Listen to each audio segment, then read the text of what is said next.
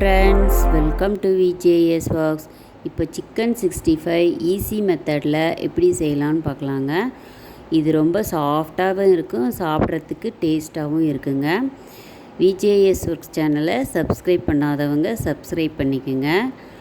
கூடவே பெல் பட்டனையும் அழுத்துங்க. அப்போ தான் நான் போடுற வீடியோ அப்பப்போ நோட்டிஃபிகேஷன் உங்களுக்கு கிடைக்கும்.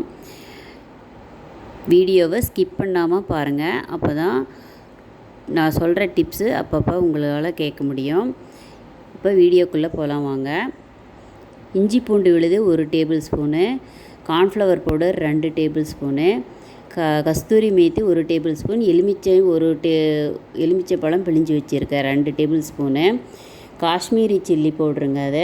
அது கலர் கொடுக்கும்னு அதனால் அதை எடுத்துட்டேன். அது 2 tablespoon, garam masala 1 tablespoon, மஞ்சத்தூள் 1/2 டீஸ்பூனு, உப்பு தேவையான அளவு. நீங்கள் நார்மல் மிளகாத்தூள் கூட போட்டுக்கலாம். அது நான் கலருக்காக காஷ்மீரி பவுடர் எடுத்துருக்கிறேன் 2 டேபிள் ஸ்பூன். இப்போது சிக்கனை நல்லா வாஷ் பண்ணி 2 தடவை எடுத்து அதில் இந்த இன்க்ரீடியன்ட்ஸ் எல்லாத்தையும் சேர்த்து நல்லா மிக்ஸ் பண்ணிக்கிட்டேங்க. தண்ணியெல்லாம் சேர்க்க தேவையில்லை, அந்த எலுமிச்சை சாறு தண்ணியே போதும். எல்லாம் கலந்துட்டு ஒரு ஃபோர்க் எடுத்து அதை நல்லா அந்த சிக்கன் எல்லாத்தையும் குத்தி விடுறேங்க. அப்போ தான் அந்த மசாலா எல்லாம் உள்ளே போய் சிக்கனில் நல்லா சேர்ந்து நல்லா டேஸ்ட்டு கொடுக்கும். அதுக்காக இப்போ இதை நல்லா ஒரு 1.5 மணி நேரம் இல்லை 2 மணி நேரம் கூட ஊற வச்சுக்கலாங்க. சிக்கன் நல்லா சாஃப்ட் ஆகிடும்.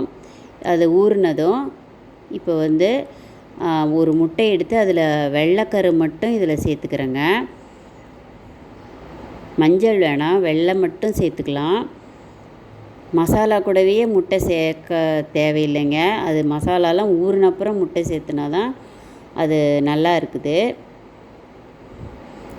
இப்போ முட்டை சேர்த்துனப்புறம் திரும்பி ஒரு 20 நிமிஷம் ஊற வைக்கலாங்க. 15லேருந்து 20 நிமிஷம் ஊற வச்சுட்டு அப்புறமா நாங்கள் எண்ணெயில் பொரித்து எடுத்துக்கலாம்.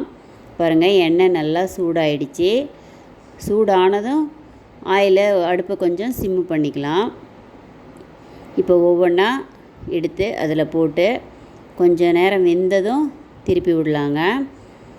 அது எண்ணெயில் ஒட்டின மாதிரி தான் தெரியும். ஒரு ஃபோர்க் எடுத்து நீங்கள் ஒவ்வொன்றா திருப்பி விட்டால் நல்லா திரும்பிக்கும். கொஞ்சம் பரவலாக சிக்கனை போடலாங்க. ரொம்ப நிறையா போட்டால் அது நல்லா வேகவும் வேகாது. கொஞ்சம் ஒரு 6 பீஸ் 7 பீஸ் மாதிரி போட்டு எடுத்தால் நல்லாயிருக்கும். இப்போ பாருங்கள், அது வெந்துருச்சு. இது எடுத்துகிட்டு அடுத்த ட்ரிப்பு போடலாம். இதே மாதிரி எல்லா சிக்கனையும் போட்டு எடுத்துடலாங்க.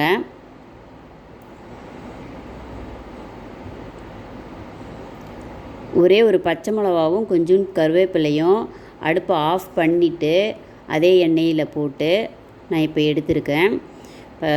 பச்சை மிளகா எண்ணெயில் போடுறப்ப கொஞ்சம் தூரமாக நின்றுக்கலாம், கேர்ஃபுல்லாக போட்டு எடுத்துடலாங்க.